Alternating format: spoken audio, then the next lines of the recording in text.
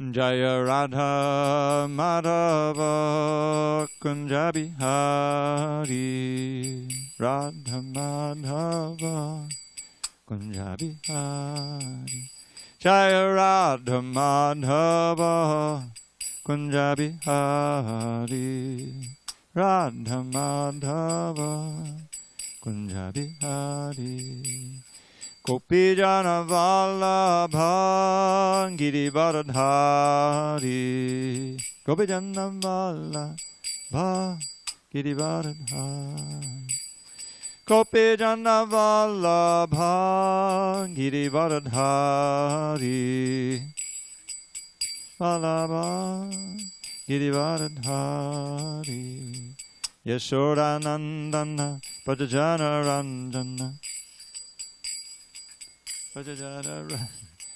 Yashodanandana Brajajana Ranjana Yashodanandana Brajajana Ranjana Yamuna Tira Vanachari Tira Vanachari Yamuna Tira Vanachari Tira Vanachari Jaya Radha Madhava Kunja Bihari Jaya Radha Madhava Kunja Bihari Jaya Radha Madhava Kunja Bihari Radha Madhava Kunja Bihari Jai Mr. Pad Paramahansa Pradikacharya Astotar Tadashi Srimad Divine Grace Srila A.C. Bhaktivedanta Swami Prabhupada Ki Jai. ISKCON BBT Founder Acharya Srila Prabhupada Ki Jai. Jayom Vishnupad Paramahansa Pradikacharya Astotar Tadashi Srimad Divine Grace Srila Bhakti Siddhanta Saraswati Thakur Ki Jai. Ananda Koti Vaishnavinda Ki Jai. Namacharya Srila Haridas Thakur Ki Jai. Srimad Bhagavad Gita Ki Jai. Samaveda Bhaktavinda Ki Jai. All glory to the assembled devotees. All glory to the assembled devotees. All glory to the assembled devotees.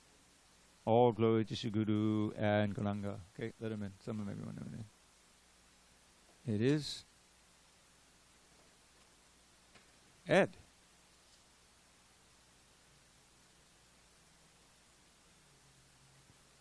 I was just wondering, we didn't see you yesterday. How Babu?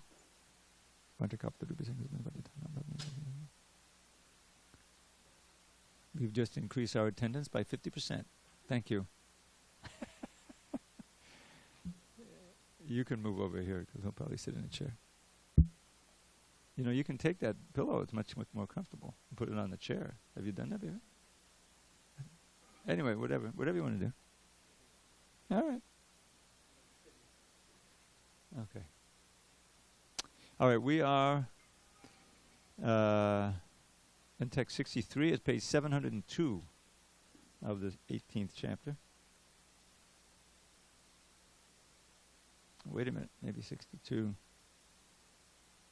Oh, God.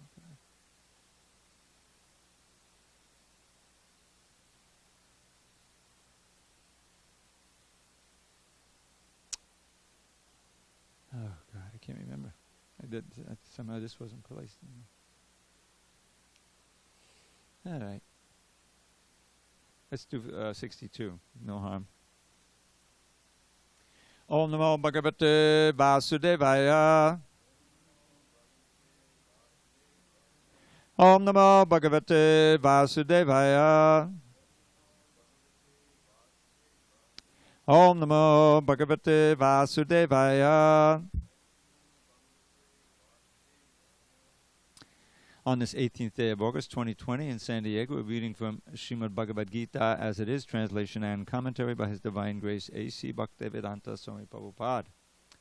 And we are in chapter 18, conclusion, the perfection of renunciation. Page 701, text 62.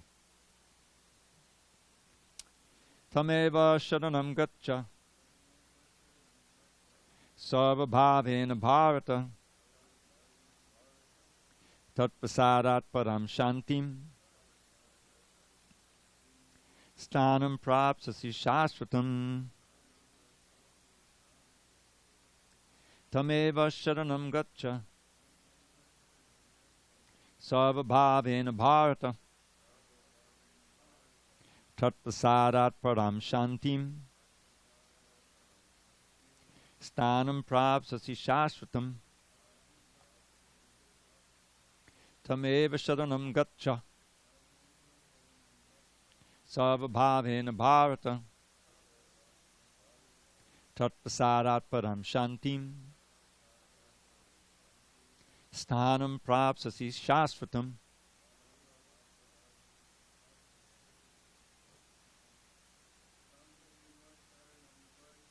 Tameva sharanam gaccha. Sarva bhavena bharata. Tatpasadat param shantim. Sthanam prapsasi shashvatam. You're on.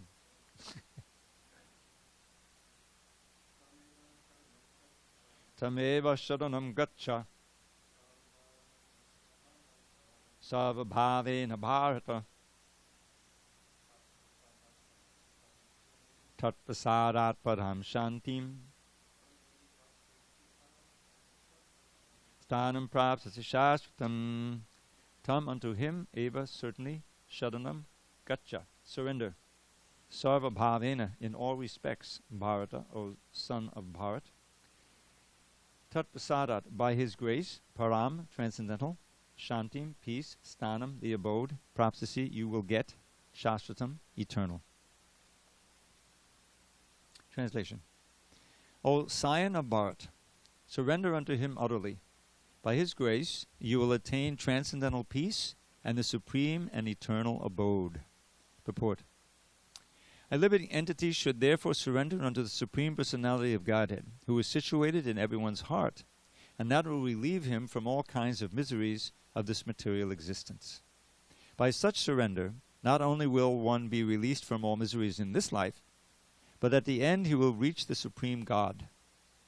The transcendental world is described in the Vedic literature, Rig Veda 1:22-20, as Tad Vishno Paramam Padam.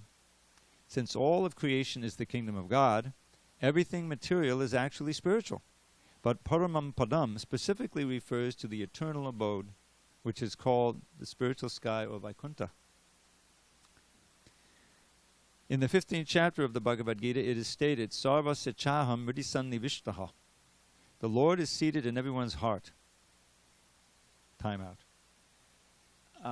It's nice that you were able to walk in, but you should lock it. You know how to lock it? I don't know who knows how to lock it. But pull it. Just pull it. Pull it. But that's it. Thank you. Because you need some kind of control. Where was I? Son of Vishnu. Okay. The Lord is seated in everyone's heart. So this recommendation that one should surrender unto the super soul sitting within means that one should surrender unto the Supreme Personality of Godhead, Krishna. Krishna has already been accepted by Arjuna as the Supreme. He was accepted in the 10th chapter as Param Brahma Param Dhamma.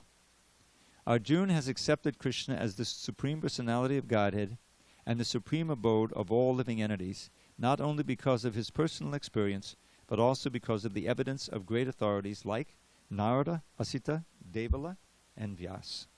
Om Jnana Timirandasya, Jnana Anjana Shalakaya, Chakshurun Militam Yena, Tasmai Shri Gurave Namaha. I was born in the darkness of ignorance, but my spiritual master Srila Prabhupada opened my eyes with the torchlight of knowledge. I offer my humble obeisance unto him and to all members of Sri Parampara. So Krishna is building up to the final instruction, and along the way he's more or less hinting at that instruction by telling Arjuna to surrender. Now 62 goes with 61. Text 61. Do you know where we are, Prabhu? We're on page 700 at the bottom. Ishwarak savabhutana mrideshe dantishyati brahma yan savabhutani yantrarudani maya. Now, as I pointed out last night, it's interesting that this whole context here, Krishna is telling Arjuna, you should think of me. and surrender by my mercy, you'll cross over all difficulties. But if you don't hear me and stay with the false ego, then you'll be engaged in warfare anyway, but you'll be lost. You will be lost if you don't hear me. So then all of a sudden, he goes into the third person. This happens a lot in the Bhagavad Gita. Then he's saying, Brahma yantra udani maya, the Ishvara. He doesn't say me, he says the Ishvara is in the heart of everyone and controlling everyone and guiding them as they wander throughout the different things on a machine made of the material energy, namely this body. So it's very fascinating. And then the verse we read tonight, you should surrender to him, not to me, to him, you know. But it's the same person, obviously. And Prabhupada makes that point in the purport, that it has already been established that Krishna is the Supreme Personality of Godhead, is in chapter 10, and Arjuna has declared that, and he refers to the Vedic literature, Vishnu Paramam Padam, that the supreme abode belongs to Vishnu, and Krishna is the supreme Vishnu. So we're getting to the point where it's simply surrender, and everything will be fine. This is going to be now. He's going to go into this guyad, the most confidential knowledge, and the most confidential knowledge has already been revealed at the end of the 9th chapter. You know, or think of me, become my devotee, and so forth. That'll come up in text 65. So the point is that Krishna is everywhere. He's within our heart. He's outside. He's in the spiritual world. He's within every atom.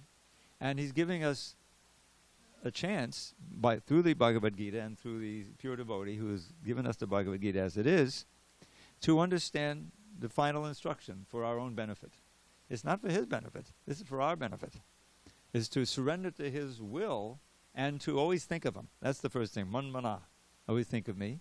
Madmana bhavamad bhakto. Become my devotee. What does that mean? Becoming a devotee of Krishna means to dovetail our will with his. Find out what he wants of us and to do it. At first, certainly, it's a matter of duty. We're not spontaneously attracted to do it. But we know from hearing, from both through the Shastra and through the Guru and through the sadhus and saints, that this is the safest, auspicious, tried and true path for auspiciousness for the living entity. You know, this is the way to do it. And so maintaining that faith and acting on it, as we act on the basis of the instructions, our faith gets stronger and we get some realization. So the faith is confirmed. This is how, you know, the basis of our activity in Krishna consciousness is that the determination is based on our faith that it's working and will work and I will actually get perfection. So that's what we're developing in our sadhana bhakti. So part of that development of faith is hearing, and we're hearing now from Krishna directly and from his pure devotee, Srila Prabhupada. So he's winding up and he's saying very plainly, simply surrender to that Lord within the heart, and everything will be given. Well, everything else I've taught you, you know, don't obsess over it. You know, the karma yoga, the jnana yoga, the dhyana yoga, all the things. They're simply steps on the way to perfect bhakti. And you find if you engage in bhakti yoga perfectly, that every benefit that you might get from karma yoga and jnana yoga and dhyana yoga, they're already there and included in bhakti. Karma yoga is basically this idea that you have to work in such a way that you don't become bound by the fruits of your activity. In other words, sacrifice. The key word is sacrifice. Yagyartart kamano nyatra loko yam kama bandhana. Work has to be performed as a sacrifice for Yajna, for Vishnu. There's another name for Vishnu is Yajna. Otherwise, whatever work you do that's not a sacrifice will bind you. You'll become bound up. Because how does the binding work? You're working for some fruit of result. You get the fruit of result and you enjoy the fruit, you know, or you sock it away, you know, and you just, but you're not giving it to everyone. It's yours. So you're developing your material desire by coveting it and getting it, and you're bound up by your desire for that fruit and by your activity. So those they build up in the heart. So many unlimited desires, you know, you can never fulfill them all. So then you finally leave the body and you've got all those unfulfilled desires in your mind, in your heart, and that plus your karma, whatever result of the karma is, and so you get another body, life after life after life.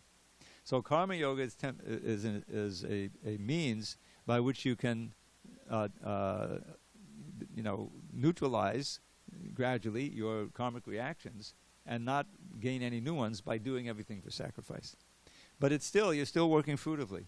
You're working fruitively and then giving the fruit. Working fruitively and giving the fruit. So there has, you need to go beyond that. So the jnana yoga means you're more aware of what you're doing at every moment, and you're aware of basically the difference between matter and spirit, and that you're trying to liberate yourself from the clutches of Maya. There's more intelligence. There's more buddhi yoga, you see. But still, it's not pure bhakti.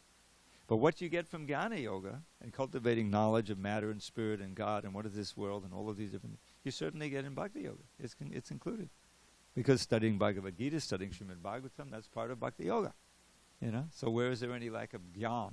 As far as dhyan goes in meditation, I'll hold with the chanting of harekrishna, both in japa and in kirtan, and seeing the deity. These are all forms of absorbing the mind in Krishna in the easiest, most efficacious way. And it's very, very telling that at the end of the 6th chapter is all about dhyan yoga. And Arjun couldn't do it. He refused.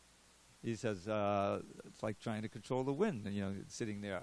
That's not for me. I'm a kshatriya. I'm an active, So he says, yes, it's difficult, but you can do it through practice. Krishna's encouraging. So Arjun says, okay, what happens if I fail? He's not very hopeful. Don't worry, you get born in a better, in a clean family of Brahmins or better yogis like that. But it's not very hopeful. So at the end of the whole chapter, Krishna says, don't worry. You still have to be a yogi, but the best yogi is one who's always thinking of me. Yoginam abhisarveshan magatena antaratmana shuddhavan bhajate yomam samayuktamana. Notice the word faith is there. Thinking of me within his heart with great transcendental faith. Okay, so where does that leave us? The 7th chapter begins, the very next verse, Maya sakta manaparta yogam yunjan manashya. Now I'm going to explain to you how your mind can be attracted to me. Why is it hard to think of something if you're really attracted to it? No. And that's a great advantage that the bhaktas have. Our object of meditation is the most all-attractive personality. And if we can just expose ourselves to his beauty and his name and his pastimes, we'll naturally be attracted. Especially if we're following the principles of bhakti, and so we're staying pure, then we can be attracted. So that's all about seeing Krishna in the 7th chapter, seeing him in the material world. Krishna begins where we're at. You're tasting something? That taste is me. That taste of water is me. You see the light of the sun and the moon? Yeah, that's me. Are you experiencing earth, water, fire? Are you experiencing solid matter? Any gases? Yeah. And what about the liquids? There's plenty of that. Okay, you should know that that's all my energy. So when you experience that, you think of me. So he's teaching us how the mind can be trained to see Krishna at every step in our lives. And so that's that's the dhyan. That's our meditation. And then the 7th chapter, culminates in bhakti also. You can cross beyond this world, which is made of 3 modes of nature, by surrendering unto me. No other way. There's no other way. Otherwise, it's duratya, very difficult. It goes on like that. So it all comes back to bhakti, and that goes on 7th, 8th, 9th chapter, the most confidential knowledge, right at the end. Think of me, become my devotee, worship me, offer your homage to me. You'll surely come to me. You'll be always connected to me like that. So it always comes back to bhakti, and that's going to happen in the same chapter in a few verses. Again, the same verse, manmana bhavamadbhakto. Whenever you see a verse twice, you know it's extremely important. So, any questions up to now on these 2 verses? Ishvarak sabhavutanam and tameva sharanam gacha. Just surrender unto him in all respects, and by his grace you will attain supreme peace and attain supreme abode. What more can you ask for? So now Krishna's introducing his reiteration of the most confidential teaching of the Bhagavad Gita. Text 63. Iti te jnanamakyatam guyatadam maya vimishraitara sheshena Yatechasi tata kuru. Page 702 for you, Suresh? 702. You got it? Okay. Thus, I have explained to you knowledge still more confidential. Deliberate on this fully.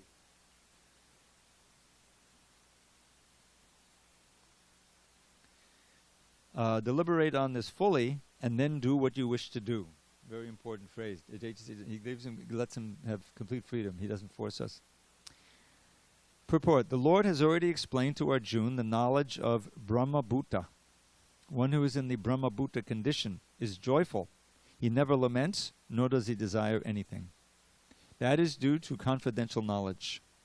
Krishna also discloses knowledge of the Supersoul. This is also Brahman knowledge of Brahman, but it is superior.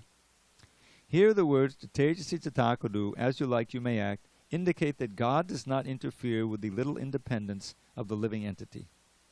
In the Bhagavad Gita, the Lord has explained in all respects how one can elevate his living condition. The best advice imparted to Arjuna is to surrender unto the Supersoul seated within his heart. By right discrimination, one should agree to act according to the order of the Supersoul. That will help one become situated constantly in Krishna consciousness, the highest perfectional stage of human life. Arjuna is being directly ordered by the Personality of Godhead to fight. Surrender to the Supreme Personality of Godhead is in the best interest of the living entities. It is not for the interest of the Supreme. Before surrendering, one is free to deliberate on this subject as far as the intelligence goes. That is the best way to accept the instruction of the Supreme Personality of Godhead. Such instruction comes also through the spiritual master, the bona fide representative of Krishna. So again, notice this importance of deliberation, of applying our intelligence to the instructions. It's interesting the way that the evening class sometimes dovetails, complements the morning class. The morning class is all about, in the Bhagavatam, this extended allegory of King Puranjan, what does Puranjan mean? Does anyone remember?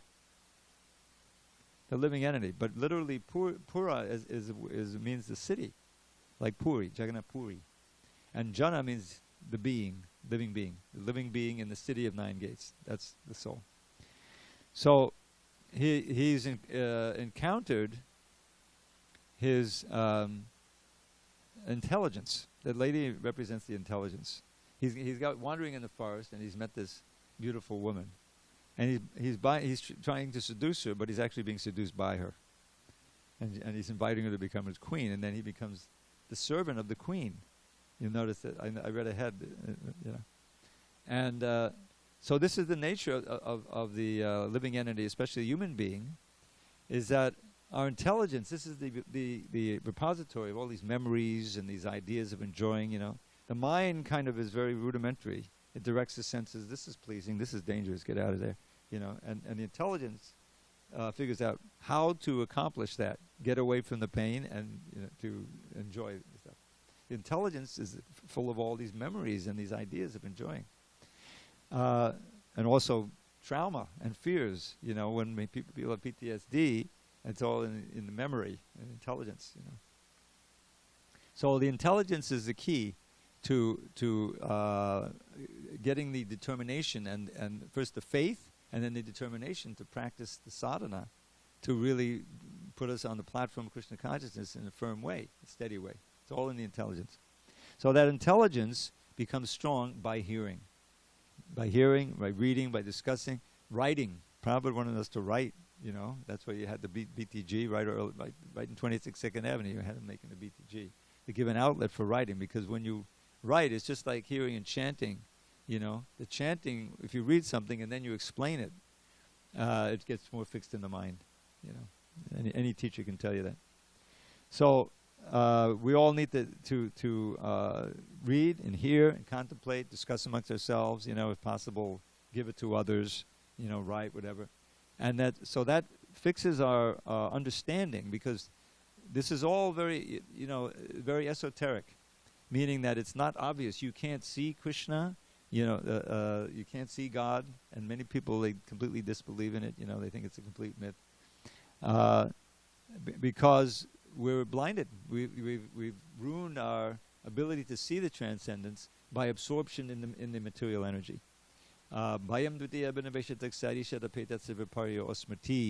This is a verse in the 11th canto describing the source of fear.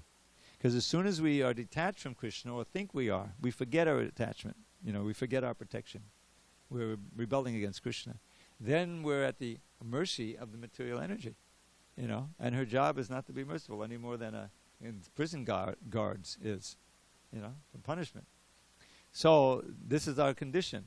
And until and unless we inquire into the truth of the self and God and these questions, this is called Brahma Jigyasa, we're going to remain bound up. Because our intelligence will remain impure and in illusion, and we'll be operating on that false paradigm of trying to enjoy the material world and get away from the material miseries. But without connection to Krishna and the means of refocusing our mind on transcendence, it's hopeless. We can just, maybe get into different modes. We can struggle hard and get out of the mode of passion and get into the mode of goodness. But that's not transcendence. And the mode of goodness in this material is never pure. It's always contaminated by a certain amount of passion and ignorance. And so the true way of transcendence, Prabhupada mentions Brahma-bhuta here. And remember, Brahma-bhuta platform is basically above the modes of nature that we learned in the end of the 14th chapter. So getting to that Brahma-bhuta stage is really the platform of serving Krishna.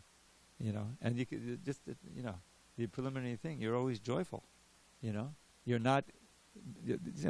you're not so disturbed by the disturbing things in this world. You're not allured by the allurements in this world. And getting to that point of equipoise, that's the platform on which you can really practice effective bhakti. So that's what we're trying to do. And now he's going to give us Guyataram. Guyataram means the most confidential. Most confidential knowledge turns out to be what we heard at the end of the 9th chapter. So here we go. All right, text 64. Sava guyatamam bhuya shunume paramam bachaha ishtosime dhanamiti tato vakshyami te hitam. Because you are my very dear friend, I am speaking to you my supreme instruction, the most confidential knowledge of all. Hear this from me, for it is for your benefit. Purport. The Lord has given Arjuna knowledge that is confidential, knowledge of Brahman, and still more confidential, knowledge of the Supersoul within everyone's heart. And now he is giving the most confidential part of knowledge, just surrender unto the Supreme Personality of Godhead. At the end of the 9th chapter, he has said, Man manaha, just always think of me. The same instruction is repeated here, to stress the essence of the teachings of the Bhagavad Gita. This essence is not understood by a common man, but by one who is actually very dear to Krishna, a pure devotee of Krishna. This is the most important instruction in all of Vedic literature. I'll read that again. This is the most important instruction of all of Vedic literature.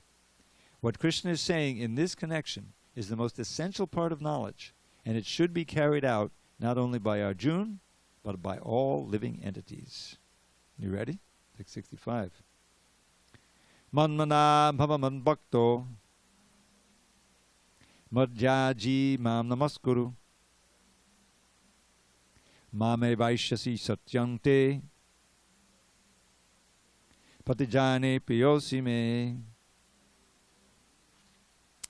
Always think of me, become my devotee, worship me, and offer your homage unto me. Thus you will come to me without fail. I promise you this because you are my very dear friend. Purport. The most confidential part of knowledge is that one should become a pure devotee of Krishna and always think of him and act for him. One should not become an official meditator. Life should be so molded that one will always have the chance to think of Krishna. One should always act in such a way that all his daily activities are in connection with Krishna. He should arrange his life in such a way that throughout the 24 hours he cannot but think of Krishna. And the Lord's promise is that anyone who is in such pure Krishna consciousness will certainly return to the abode of Krishna, where he will be engaged in the association of Krishna face to face. This most confidential part of knowledge is spoken to Arjuna because he is the dear friend of Krishna. Everyone who follows the path of Arjuna can become a dear friend to Krishna and obtain the same perfection as Arjuna. These words stress that one should concentrate his mind upon Krishna, the very form with two hands carrying a flute, the bluish boy with the beautiful face and peacock feathers in his hair. There are descriptions of Krishna found in the Brahma Samhita and other literatures. One should fix his mind on this original form of Godhead, Krishna. One should not even divert his attention to other forms of the Lord. The Lord has multi-forms as Vishnu, Narayan, Rama, Varaha, etc. But a devotee should concentrate his mind on the form that was present before Arjuna. Concentration of the mind on the form of Krishna constitutes the most confidential part of knowledge, and this is disclosed to Arjuna because Arjuna is the most dear friend of Krishna's. So, what more do we need? There it is. Sign me up. So, manmana bhava mad bhakto. It all boils down to that, you know. But each of these instructions is four things here. Think of me, become my devotee, worship me, and offer obeisance to me. They all have, like, you can write a book about each one. Manmana, you know, how to think of Krishna, how to mold one's consciousness of Krishna.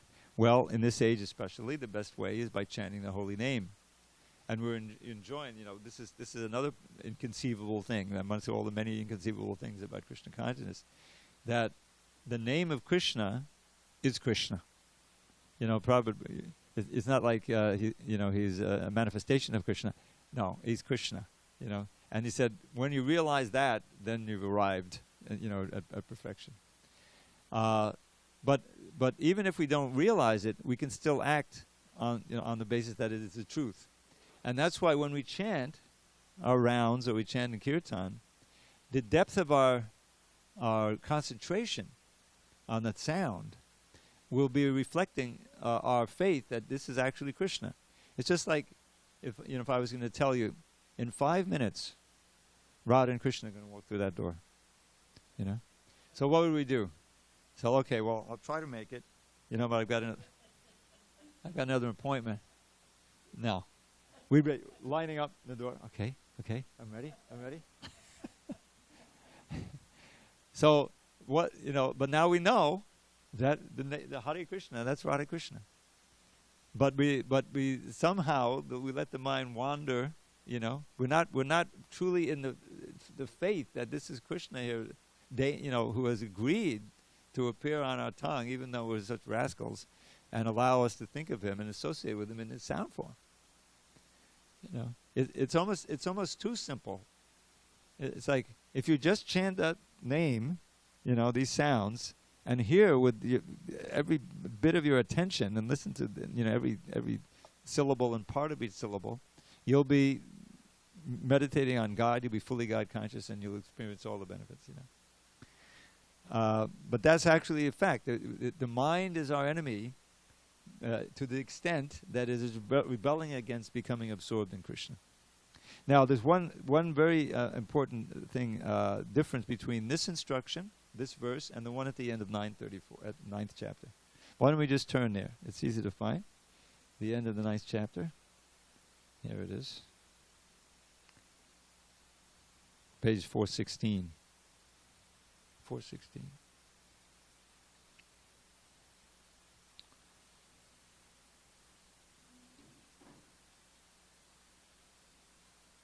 Okay, so the first line is obviously the same. Manmana bhavaman bhakto manjajim nam namaskuru. And then he says, Mamai Vaishasi. That's also the same. You will come to me. But then he changes. It was in the 9th chapter, yuk bhaivam. Being absorbed thus, atmanamat parayanaha. Your soul devoted to me. You will come to me. Being completely absorbed in me, surely you will come to me. But that's still like he's speaking of yoga there. The whole thing. Yuk bhaivam means you're in yoga. You'll be linked to me in your soul, being devoted to me, and you'll come to me. But here, my Satyam Te, this is the truth. I'm telling you truly, I promise. This is a much more intimate instruction. I promise you this because you're Priya. You're my dear friend. You see the difference? One is on the platform of yoga, okay? But in the 65, it says this is the whole point, is that Krishna wants us to come to him because we're dear to him, and we can do it by following the instruction in the first line. And he assures us, I'm telling you the truth because you're my dear friend. So it's a different dynamic going on there. And that's ultimately what counts in Bhakti Yoga. It's the Bhakti. It's the development of love, or the discovering the revival of the original love for Krishna. So this is a little different emphasis. Very, very dear friend. So, how to think of Krishna, all the different ways we practice, the chanting, the worship of the deity, the work that we do, that we know is for Krishna, and this is helping us to think of Krishna. And becoming my devotee. So devotee, we go through stages, sadhana bhakti, the Vaidhi sadhana bhakti. We're doing things according to rules and regulation as a matter of duty because we have faith in the words of Shastra, the words of the Guru, Sadhu's instruction. That's our platform. But that's being a devotee. So we're following that. And then worshiping Krishna, Madhyaji, so many ways to worship. And as we learned in the 9th chapter, whatever you worship, you go there. Yanti deva vrita devan, pitrin yanti bhatrivataha, bhutani yanti bhuteja, yanti madhyajinopi mam. So he's giving examples of different things that people worship. The devas, if you worship the devas, you go to the devas. That's where your attention is. That's where your hopes are. But that's not back to Godhead, And of course, if you have to worship them, there's a certain rules and regulations how to worship them properly. Then you can get the benefit. You go with where they are and live on a heavenly planet. Or the Pitris, Pitri Loka, forefathers, The Bhutas, different creatures of this world. You can worship anything you want, anyone you want. That's where your faith is, that's where your hopes are, that's where your attention is, that's where you're going. But those who have their faith and their hope and attention on me, and they'll come to me. It's very scientific. So be sure to worship Krishna. And Mam Namaskuru. Now, I can't help referring to this wonderful purport that my old friend Gopi Puranadana Prabhu wrote. There's a book called The Krishna Leela Stava. It's written by Sanatana Goswami. It's over 400 verses, simple verses, and they summarize Krishna's pastimes. And woven into the pastimes are obeisances. You killed Putana, you described Putana in summary form, and said, I offer my obeisances to he who liberated Putana, like that. Many of them. And so this idea of offering obeisances is a central part of the book. So at the beginning of the book, one of the first purports or commentaries, he gives an insight into what the real meaning is of this word namaha, which is such a common word. Nama Om Vishnu. The first word we chant, Nama Om Vishnu Pradaya. Offering obeisances. So it turns out the Padma Purana gave a nice analysis of this word. First of all, there's different levels of offering obeisances. I'd like to point out anyone who's flown India Airlines. You may have flown India Airlines. So, they have what you used to call stewardesses, flight attendants. And they'll say, namaste, namaste, welcome, here's your seat, right? So this is namaste. And we also say namaste, namaste Saraswati Devi. But hopefully we're being a little more sincere about it than, But namaste, in its highest sense, first of all, this is like the most rudimentary kind of obeisance, But when you get down on the floor, when we offer in our usual way, which is not dandavats, just that's the second level where it's pretty sincere. But when you're down on, like this, dandavat means like a stick. That's what it means. That's the deepest kind. So what namaha means is literally not mine. It means that I offer obeisance to Gaura-Nitai, say, when they greet the deities. This body is not mine. It belongs to you. That's the actual meaning of it, the deep meaning of it. So to think of that, okay, we're offering obeisance to Krishna, namaskuru, mam namaskuru, unto me. That this body belongs to you. And that's the definition of the highest bhakti. Rupa Goswami, at the beginning of his Bhakti Rasamrita Sindhu, has several verses where he defines what real bhakti is. The most famous of all is Anyabhilashata Shunyam Jnana Karma Dhyanavratam Anukulyena Krishna Anushilanam Bhaktir Uttama. Bhaktir Uttama is this supreme bhakti, pure devotion, unalloyed devotion. That's what this movement is all about. That's what Lord Chaitanya taught. And Anya Abhilashata Shunyam, devoid of all other desires, categorizes Jnana Karmadi. Adi is etc. So Jnana means desire for knowledge, means liberation, merging in Brahman. Karma means all the fruit of desires, etc. Whatever else you can come up with, desires for some siddhis, yoga siddhis. That covers, these desires cover your body. Advartam means to cover. Unadvartam means uncovered, undiluted, unpolluted by any, or unweakened by any of these material desires. So that's what it isn't. Now what is it? Anukulyena Krishnanushilanam. Anukulyena Krishnanushilanam. Very concise. Anukulyena means favorably. Krishnanushilanam. Behavior or activity for Krishna, on Krishna's behalf that's favorable to him, with the intention of pleasing him. Just thinking of him is not bhakti. Kamsa did that. He was totally absorbed. He was, to that degree, it was auspicious. He was killed, but that's not bhakti. No, favorably disposed, acting for Krishna's benefit, without any material desire. But there's another one, which is one I was thinking of, and that has to do with understanding that the body belongs to Krishna, and it should be used in his service. Sarvopadi vinimuktam tatparadveda nirmalam rishikena rishikesha sevanam bhaktir uchate. Real bhakti is defined as being free of these false designations built around the body. And with your body, then you get the gender, you get the color, you get the the family and the whole thing, and that's all artificial, because that's just like to this body. That pertains to this body. But then the next body, we're in next life, we're in another totally different body, and we have a whole new set of designations. So that doesn't help the soul to understand who he really is in relation to Krishna, his eternal swarup. That's real mukti, you see. So Sarva Upadi, these are upadis, these are designations that we've taken on ourselves, and they're impeding our understanding of our real identity as Krishna's servants. So Vinaya Mukta means totally free of those. So Tatparatvena Nirmalam, and being pure, Nirmalam, and acting for the sake of the Supreme, Tatparatvena Nirmalam, and the activity is Rishikena Rishikesha Sevanam, that with the senses, serving the master of the senses. Rishikesh is the name for Krishna.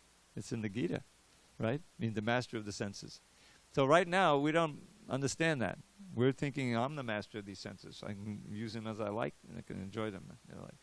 But we're not really, we're dependent on Krishna to order the material energy to even blink our eyes, through the demigods. So properly linking up the activities of the mind, intelligence, senses, everything we have with Krishna's desire, that's the definition of pure bhakti. So that's namaskaru. You see, all four of these, there's a lot to them. And simply following that, this is the most confidential knowledge. Confidential doesn't mean like it's secret, because it's right here. He's already, but it means that it's not understood and accepted by the vast mass of people. But we should know that everything boils down to this. If we can just follow these four things nicely, we don't have to worry about anything else. Everything else is in context. So it's very nice that this is he's summing everything up, and the next verse is like maybe the most famous verse in the Gita. Okay. So any questions on these verses or these purports? Okay. We used to have Mukunda. He had a phone, and you saw some people are online. You never know. But they also have an opportunity to send some text, no? Danavari used to send text. At least thank you. Not today? All right, well, that's good. All right. Hare Krishna. Welcome. Thank you. All right, now here it is, the pinnacle of all the instructions. Sarva dharmam parityaja mamekam sharanam braja aham tvam sarva papebhyo mokshayishyami ma shuchaha. Abandon all varieties of religion and just surrender unto me. I shall deliver you from all sin-free actions. Do not fear. Purport. The Lord has described various kinds of knowledge and processes of religion. Knowledge of the Supreme Brahman, knowledge of the Supersoul, knowledge of the different types of orders and statuses of social life, knowledge of the renounced order of life, knowledge of non-attachment, sense and mind control, meditation, etc. He has described in so many ways different types of religion. Now, in summarizing the Bhagavad Gita, the Lord says that Arjuna should give up all the processes that have been explained to him. He should simply surrender to Krishna. That surrender will save him from all kinds of sinful reactions, for the Lord personally promises to protect him. In the 7th chapter, it was said that only one who has become free from all sinful reactions can take to the worship of Lord Krishna. Okay, what is that verse? Yesham tvandakatam papam jananam punnikarmanam. Okay. Thus one may think that unless he is free from all sinful reactions, he cannot take to the surrendering process. To such doubts, it is here said that even if one is not free from all sinful reactions, simply by the process of surrendering to Sri Krishna, he is automatically freed. There is no need of strenuous effort to free oneself from sinful reactions. One should unhesitatingly accept Krishna as the supreme savior of all living entities. With faith and love, one should surrender unto him. This process of surrender to Krishna is described in the Hari Bhakti Vilas 11.676. Anukulyasya, let's see if you can answer, you can respond. I'll say, you say. Anukulyasya sankalpa pratikulyasya varjanam rakshishyatiti vishvaso goptritve varanang tata atmanikshepakarpanye shadvidha shadanagatihi. According to the devotional process, one should simply accept such religious principles that will lead ultimately to the devotional service of the Lord. This is Anukulyasya Sankalpa. One may perform a particular occupational duty according to his position in the social order. But if by executing his duty one does not come to the point of Krishna consciousness, all his activities are in vain. Anything that does not lead to the perfectional stage of Krishna consciousness should be avoided. That's Pratikulya Savarjanam. Pratikula means unfavorable. One should be confident that in all circumstances Krishna will protect him from all difficulties. Rakshishyatiti vishvaso. There is no need of thinking how one should keep the body and soul together. That's Goptridve Vadanantata. Krishna will see to that. One should always think himself helpless and should consider Krishna the only basis for his progress in life. That's the last two. Atmanikshepakarpanye. As soon as one seriously engages himself in devotional service to the Lord in full Krishna consciousness, at once he becomes freed from all contamination of material nature.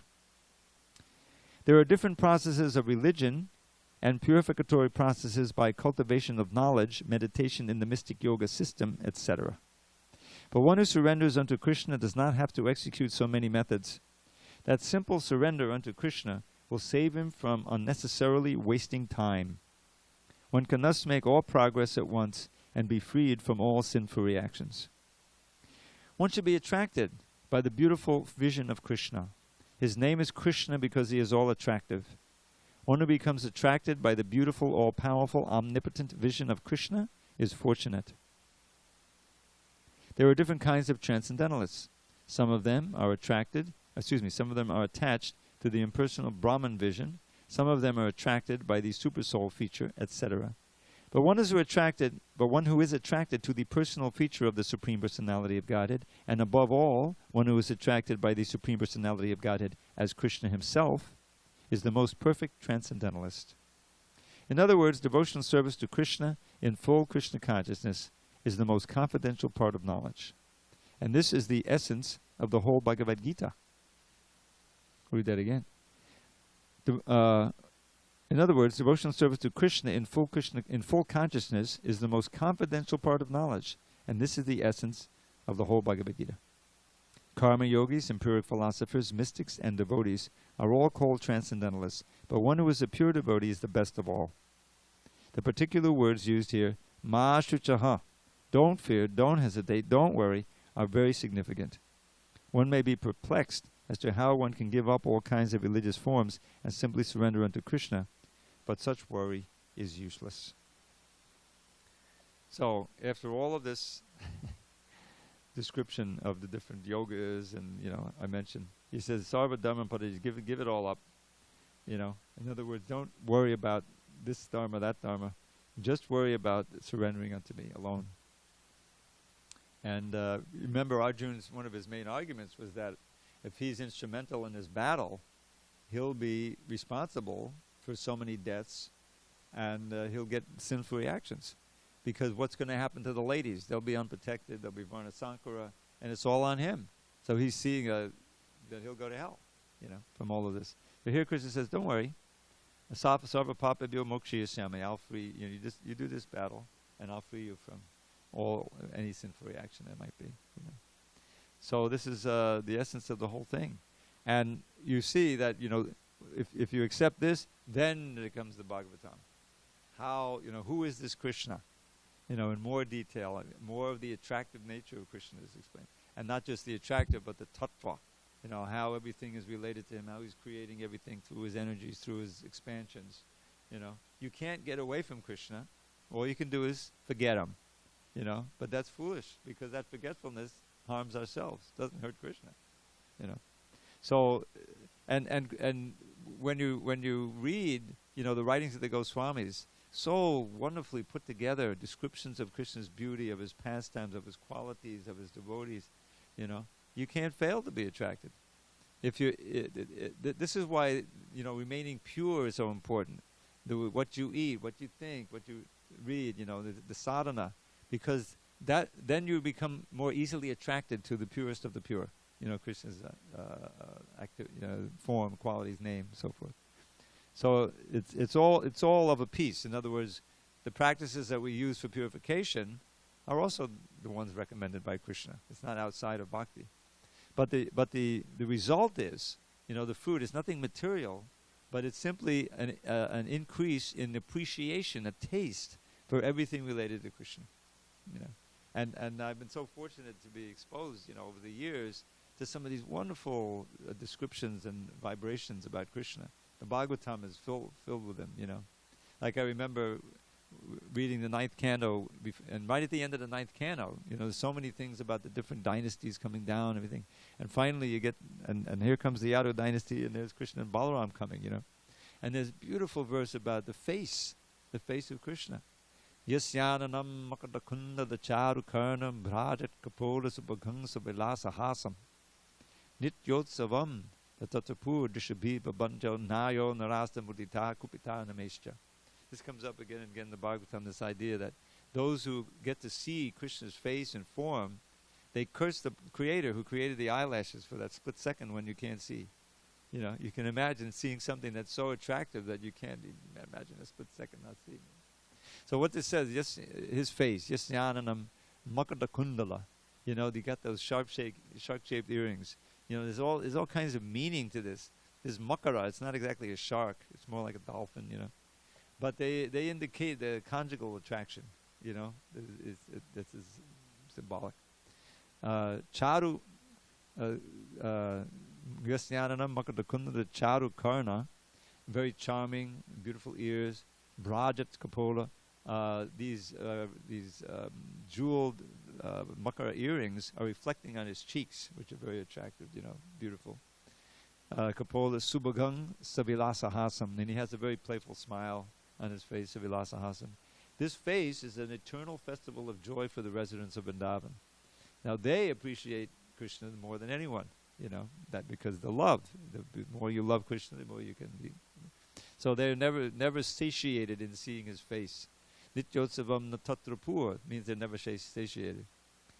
Tatabur drishabhi pabanto, they're always drinking the beauty of that face through their eyes. Drishabhi pabanto is literally drinking. Naryo narasta, not just the ladies, but the men too. Nayo narasta mudita kupitan, and they think that the creator of the eyelashes, the eyelids, Brahma is just a fool. He's a mudha, But why did he? So there's so many verses like that, and it's a way of becoming absorbed. I talk about meditation. There's a book called the Padyavali. You may have heard it. Padyavali is a book of Rupa Goswami's favorite verses. There's almost 400 verses in there. He wrote a small number of them. Most of them, the Shikshashtaka is scattered throughout the Padyavali. You may not know that it wasn't written as an Ashtaka. They were written at a different time by Lord Chaitanya. So it's divided into chapters. So one of the chapters is meditation. And what is meditation? It's not any instruction about meditating like this. It's a verse describing Krishna in detail. And at the end he said, and this is how we meditate on Krishna. So let's see if I can remember this one. Angsalam Buddhavama Kundaladanam Mandonadam Brulatam Kinchut Kunchut Komalatatapatam Sachi Pasarikshanam Aro Langili Pallavai Modalikam Mapuriyantang Muda Mule Kalpatadosi Bangalditam Jaye Jagan Mohanam. In this way I meditate on the enchanter of the whole universe. We're going to have to do that in person now. It's time to adjourn. I'll give you the translation tomorrow. This is an inducement to come to tomorrow's class. All glories to Srila Prabhupada. Hari Hari.